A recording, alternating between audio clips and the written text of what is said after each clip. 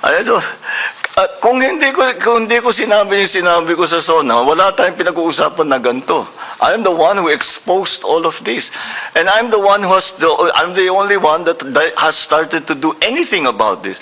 Bakit? Ang mga nakaramba na Pangulo, may nakita ba kayong ginawang ganon? Meron ba silang kinulong? Meron ba silang finish na account? Meron ba silang mga investigasyon na ginawa? Wala. Sa akin lang.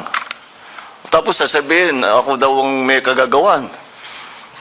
Kung talagang racket ko yun, ba't ko sisirain yung racket ko? Di ba? That makes absolutely no sense.